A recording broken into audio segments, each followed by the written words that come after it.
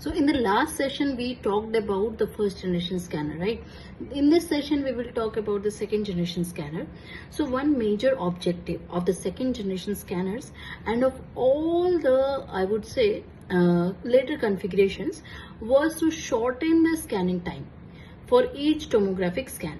So that was the, would say, basic and main criteria, how to reduce the scan time. So the increased speed was accomplished by abandoning the single detector. So you have to reduce, you have to remove it, the single detector. You can introduce multiple detectors. In a less time, you can acquire maximum data. For that, you can remove the single detector, right? You can introduce multiple detectors. So here we have introduced at least 30 detectors in one go. Also, we can remove the pencil beam. We can use fan beam so that to acquire maximum data in one go. Got it? So these were the two things what we worked upon in the second generation as compared to the original EMI scanner. So we have adopted fan shape beam. This can be a very good question that they will ask you in second generation CT. What was the difference? So you can directly say that fan shape beam was introduced as well as multiple detectors was introduced. Then let's say number of detectors in the fan beam array also varied from one manufacturer to another. So at the same time, at the same situation, many manufacturers were there for CT.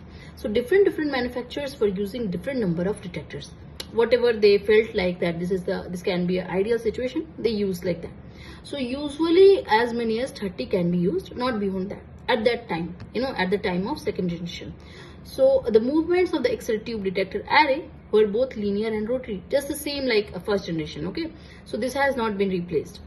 So what was replaced? Rotary steps were larger, and one detector was excluded. 30 detector at one time was introduced. So because it can gather more data, right, per linear scan. So fewer linear movements, obviously. You can tell me the answer for that first generation was having how many linear movements. Okay, tell me in the comment section. Instead of moving 1 degree at the end of each linear scan, the gantry rotated through an arc of up to 30 degree. Okay, so this can be a very good question. So in second generation, they'll ask you that what was the angle they took, what was the gantry rotation degree. So you can tell that 30 degree. Yeah. The number of repetitions are determined by the number of detectors. How many detectors you are having? That will only tell you how many movement you have to take. Obviously, the detector is very large, that is almost 30. So you can take least minimum number of rotary steps. So with 30 detectors, the linear movements only have to be repeated only 6 times. Got it? As compared to the EMI scanner, you have to tell me, okay? Don't forget that. So rather than 180 linear movements, they have told the answer. But it's okay.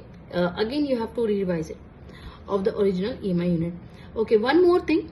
The second generation scanners produce a tomographic section in between 10 to 90 seconds. As compared to that, one view was taken around 5 minutes. Here, 10 to 90 seconds. Got it? Then we will move to the third generation.